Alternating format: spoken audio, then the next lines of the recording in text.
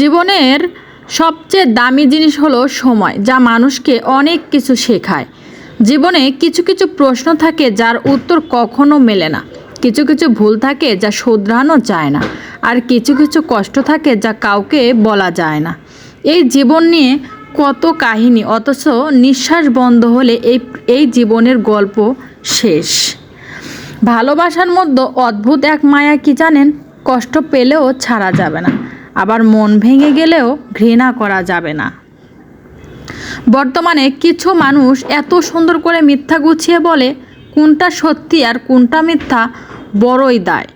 মিথ্যা যতই শক্তিশালী হোক না কেন, সত্য বারবার ঘুরে দাঁড়ায়, কারণ সৃষ্টিকর্তা সবসময় সত্যর পক্ষে।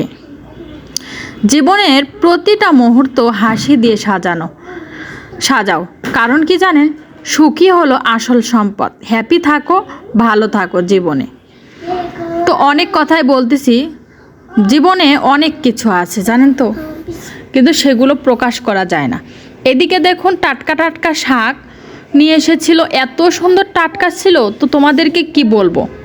তো আমি নামাজ শেষ করেই আমি মানে এশারের নামাজ পড়ার পরে এই শাকটা আর লোভ সামলাতে পারলাম না, সাথে সাথে তো এখানে বোতের শাক আর হলো আরেকটা কী যেন শাক ছিল, সেই শাকটা আমি সুন্দর করে ভর্তা করব। আমরা না এরকম সেদ্ধ করে ভর্তা বানাই, এত টেস্ট হয় গরম ভাতের সাথে খাইতে। তো যারা খেয়েছো তারাই বুঝবে শুধু। তো শাক, টাটকা শাক দেখেই কিন্তু বোঝা যাচ্ছে। আর শীতকাল মানে তো খালি পিঠাই খাইতে ইচ্ছা করে, তাই না? তো এখানে দেখুন আমি চাপটি পিঠা বানাচ্ছি। এটা হলো খুদ পিষে, আমার নানুরা বলতে এটা ঝালো পিঠা। তো আপনারা হয়তো এসব বুঝবেন না, কারণ একত গ্রামের একটা ভাষা। তো এখানে মচমচা করে ভেজে নিচ্ছিলাম, আর অন্যদিকে শাকটা আমি ভর্তা বানাচ্ছিলাম।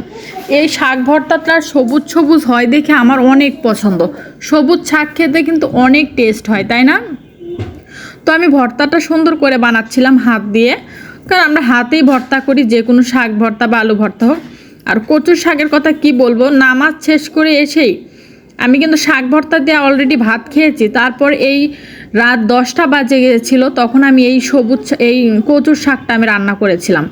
তো আমি কচুর শাকটা, আমরা উত্তরবঙ্গের মানুষ ডাউল দিয়ে রান্না করি। দেখুন, ডাউল আর কচু সুন্দর করে এখন সেদ্ধ করে নেওয়ার পরে ঢেকে দিলে ডাউলটা সুন্দর হয়ে সেদ্ধ হয়ে যায়।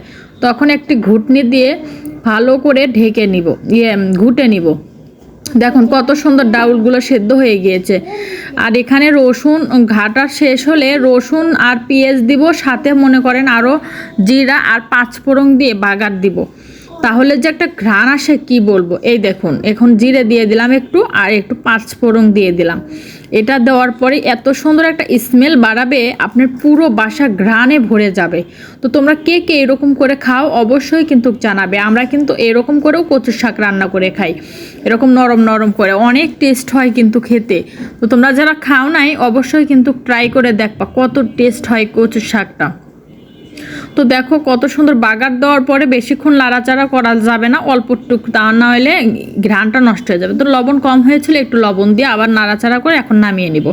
আর এদিকে দেখুন, রাতের বেলা হলেই আমার মেয়ের বাবা কি করে, এরকম ঝালমুড়ি আর এরকম চটপটি বা অনেক কিছুই নিয়ে আসে আমার জন্য। এটা আমার অনেক ভালো লাগে খেতে, কারণ আমার কাছে অনেক টেস্ট লাগে। তো আমি ঝালমুড়ি পাইলে আর কিচ্ছু চাই না। সবাই ভালো থাকবেন, সুস্থ থাকবেন।